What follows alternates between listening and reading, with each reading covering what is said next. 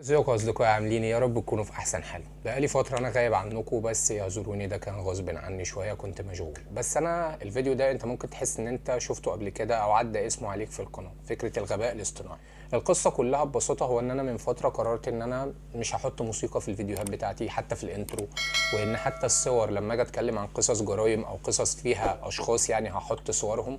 لو في صور لستات او بنات او كده، الصور دي انا لو هحط صورة الوش بس، لكن هبقى مغطي اي حاجة تانية باينة منها، سواء رقبتها بقى، شعرها، اي مكان. وان شاء الله ما اضطرش اصلا ان انا برضه اوصل للمرحلة بتاعت ان انا احط الصور نفسها. لان مش حابب ان ده يبقى موجود، يعني مش حابب ان المحتوى ده يبقى كده، ان انا اسيب المحتوى ده تمام ويبقى ده كأنه سيئات، او هو فعلا سيئات جارية، يعني سيئات على كل حد بيشوف الحاجات دي. سواء بقى انا عايش او كنت مت. فالنقطة دي هي اللي انا حابب اتكلم فيها، ان انا بطلت او مش عايز اعمل ده تاني، عايز ان انا انزل المحتوى عادي بتاعي زي ما هو، بس من غير ما اعمل ده. فالمهم اللي انا بقول لكم كده عشان اوصل لكم فكرة ان وارد في الفترة الجاية تلاقيه في فيديوهات متكررة انت شفتها مني قبل كده. ده لاني هلغي او همسح الفيديو اللي مثلا انا شايف ان فيه مشكلة، سواء موسيقى، صور، وات ايفر، وهنزله مره تانية بشكل مختلف. المهم ان انا الفيديو ده لو حاسس ان انت شفته قبل كده فعادي بقى، ممكن تشوفه مره تانية واعمل له شير وكل الكلام اللذيذ. المهم النهارده ان احنا هنتكلم عن قصه مختلفه شويه، هو فكره الذكاء الاصطناعي مقابل الغباء الاصطناعي. الغباء الاصطناعي مصطلح انت ممكن تكون بتسمعه، هو يبان كوميدي بس هو مش كوميدي، هو مصطلح موجود بشكل حقيقي. اي حاجه في الدنيا هي ينفع يتقال عليها ذكاء اصطناعي. التلاجة ذكاء اصطناعي، البوتاجاز، الموبايل، اي حاجه بتساعد الانسان انه يؤدي المهام بتاعته بشكل اسرع واحسن وبشكل في استخدام لآلة متبرمجة، فده يعتبر شكل من اشكال الذكاء الاصطناعي. فدي كده كده مش وليدة اللحظة، يعني الذكاء الاصطناعي او الاي اي اللي موجود دلوقتي هو مش وليد اللحظة، لكنه موجود من زمان. طب ايه قصة الغباء الاصطناعي؟ هو النقيض، هو حاجة بتبقى فيها مشكلة في الخوارزميات بتاعت الشيء ده او في برمجة الشيء ده، بتبقى حاجة معيبة او حاجة فيها مشكلة، فبالتالي بتخليه يطلع اخطاء غريبة زي ما هنشوف بعد شوية في بعض النماذج اللي عملت الغباء الاصطناعي ده، زي مثلا بعض النماذج بتاعت عربيات تسلا اللي بتمشي بالذكاء الاصطناعي. المهم ان زي ما قلت لك، سواء الذكاء الاصطناعي بيساعدك على ان انت تأدي المهام بتاعتك، او سواء الغباء الاصطناعي فده بيكون حاجة معيبة في البرمجة، الاتنين ما فيهمش مشكلة. المشكلة بقى صديقي بتحصل في المفهوم اللي ابتدى يبقى موجود دلوقتي، واللي اتعمل في افلام كتير زي ما هضرب لك بيها امثله بعد شويه. هو فكره ان انت البشر عايزين يوصلوا الالات لفكره ان يبقوا هم اللي عندهم وعي خاص بيهم، هم اللي بيقدروا يطوروا فكره التعلم الخاص بيهم. حاجه كان انت ممكن تكون شفتها في افلام مشابهه لماتريكس، اي روبوت، الحاجات اللي فيها الكلام ده. يعني مثلا يا صديقي في 2018 كانت في حاجه وحشه قوي حصلت في شركه امازون، وهو ان المفروض كانوا مخليين اللي بيخلي او بيفرز السير الذاتيه بتاعه الناس اللي متقدمين للشغل هو برنامج من برامج الذكاء الاصطناعي. وبما ان البرنامج ده كان مغذي المعرفه بتاعته من اخر 10 سنين الشركه دي بتوظف فيها، فكان بيتعامل بشكل متحيز ضد الستات. فعدى يقول لي ايه ده، هو الاي اي كمان هيبقى بيتحيز ضد الستات؟ لا مش كده، لان اصلا اللي عمل البرمجه بتاعته برمجه على حاجات كانت موجوده في اخر 10 سنين فيها تحيز ضد الستات، وبالتالي هو لما جه يشتغل او الخوارزميات بتاعته لما جت تشتغل اشتغلت بنفس الشكل. فبالتالي دي كانت غلطه رهيبه جدا ارتكبتها شركه من اكبر الشركات اللي ممكن تكون موجوده في الماركت، وهي شركه امازون في سنه 2008. ضمن النماذج بتاعت افلام هوليوود اللي بان فيها الكلام ده كان فيلم اي روبوت بتاع ويل سميث اللي نزل سنه 2004. الفيلم ببساطه كان بيتكلم عن فكره ان الروبوتات في وقت من الاوقات كانت موجوده في كل بيت وموجوده في الشوارع وبتساعد البشر في مهام مختلفه. المشكله ان ويل سميث في الفيلم ده ما كانش بيحب الروبوتات، برغم ان هو عنده جزء في جسمه متصاب بسبب حادثه سابقه حصلت له وتركب له فيها دراع، الدراع ده من حديد. قصه كده ليها علاقه برضه بان هو يعتبروا عالجوه بحاجه ليها علاقه بالذكاء الاصطناعي. ليه هو ما كانش بيحب الروبوتات؟ لان الروبوت في الوقت اللي كان هينقذه فيه العربيه بتاعته وقعت من جسر، فهو بيحاول ينقذه وينقذ بنت طفله موجوده في نفس الوقت في عربيه تانية جنبيه. الروبوت بكل بساطه حسبها كآلة، حسبها بنسب النجاة، لان نسبة نجاة ويل سميث اكبر من البنت، فبالتالي نحى البنت عن ان هو ينقذها وقرر ينقذ ويل سميث. طبعا ويل سميث طول الفيلم مش بيحبهم ومش بيثق فيهم.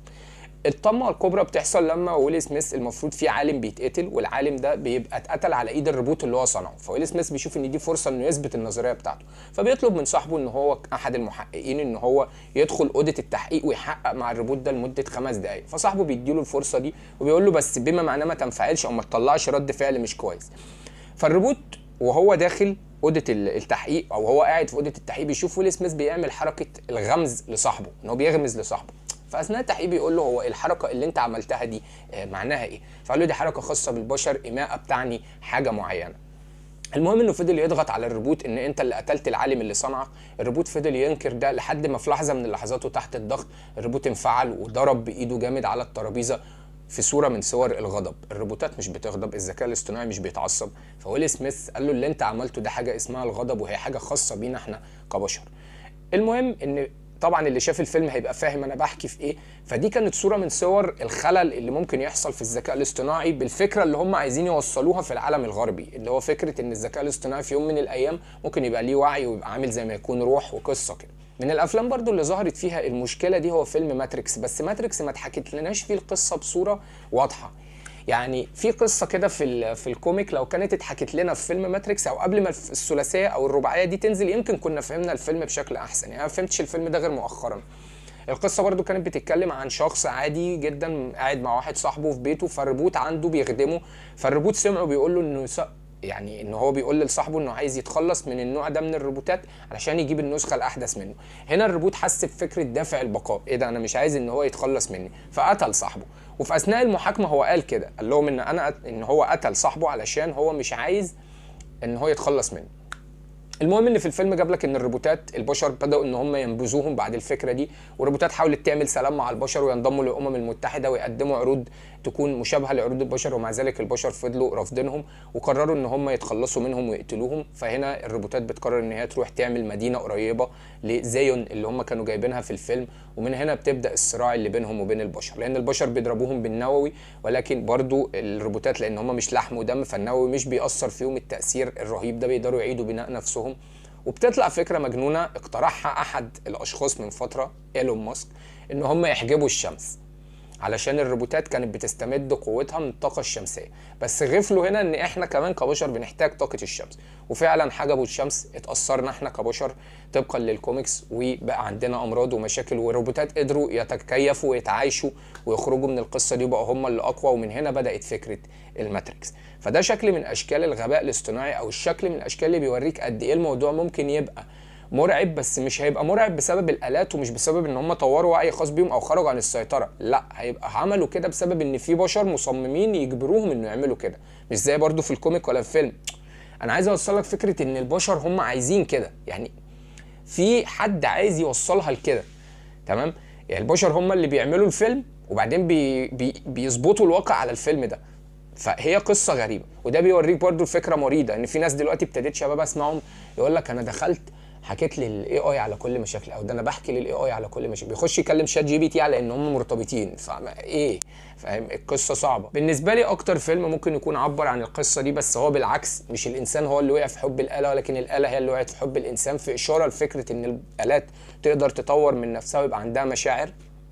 كان الفيلم بتاع روبن ويليامز، الفيلم اللي هو اسمه فليبر. الفيلم ده من اكتر الافلام اللي انا بحبها لان هي مرتبطه بطفولتي، وانا بحب روبن ويليامز من الفنانين اللي انا بحبهم، بيضحكوني جدا. فيلم فليبر يا صديقي كان بيتكلم عن عالم من كتر ما هو بيحب الحاجه اللي هو بيعملها نسي فرحه على ساره اللي بيحبها اكتر من مره، تقريبا 3 مرات، وكان عنده مساعده بتطير كده جنبيه. المساعده دي كان اسمها ويبو. ويبو دي كانت المفروض ان في فتره من الفترات او في لحظه من اللحظات في الفيلم كان روبن ويليامز بيحكي لها ان هو متضايق وزعلان جدا ان هو خسر حبيبته اللي هي ساره، لانه طبيعي تخسرها، يعني انت كل مره بتسيبها في فرحها وبتروحش الفرح اصلا. فهو قال لها انا حزين جدا على ده، وطلع اوضته علشان ينام. فهي بتدخل على الكمبيوتر وتبتدي تختار لنفسها صوره ان هي يعني هي بتحبه، فهي كانها بقت واحده ست يعني. وفي نفس الوقت هي بتحفظ في الملف بتاعها ده كل البيانات الخاصه بتصنيعها، لانه كمان هو نسي البيانات بتاعت التصنيع بتاعتها. هو كان دايما عايز يخترع اختراع معين ويبيعه وياخد براءه الاختراع او ياخد فلوس براءه الاختراع ده علشان يساعد الجامعه اللي هو بيشتغل فيها استاذ وما تفلسش وما يسيطرش عليها احد رجال الاعمال. الفيلم ده من القصص، او قصه الفيلم ده من القصص اللي بتوريك ان الاله وقعت في حب الانسان، وبغض النظر ان الفكره كوميديه، بس زي ما قلت لك من شويه الفكره مريضه. فانت خلي بالك من النقطه دي لو انت مثلا بتتعامل مع برامج الذكاء الاصطناعي وانت عندك فراغ عاطفي او عندك مشكله ما في حياتك، بلاش توصل لمرحله ان انت تبقى بتملى حياتك بالحاجات دي، لان استخدمها في الاطار الطبيعي بتاعها. يعني استخدمها في شغلك، في دراستك، في ان انت لو بتاخد كورس ما، ففي الاطار الطبيعي بتاعها. لكن ما تدخلهاش في حياتك وتتعامل معاها ان هي بني ادم زيك، لان هي مش بني ادم وما بتحملش نفس المشاعر بتاعتك، هي بس بتعمل محاكاه. فالافلام دي كلها وغيرها كتير بتوريك قد ايه ان الافكار دي بقدر ما هي ممكن تبقى مضحكه وكوميديه في بعض الافلام، لكنها فكره لو انت انغمست فيها ممكن تعرضك لمشاكل نفسيه كبيره. خلي بالكم من النقطه دي كويس، واتمنى ان الحلقه بشكلها الجديد تكون عجبتكم. قولوا لي رايكم في التعليقات، لان بجد رايكم بيفرق معايا بشكل كبير جدا. شكرا لكم، اشوفكم الحلقه الجايه على خير، سلام.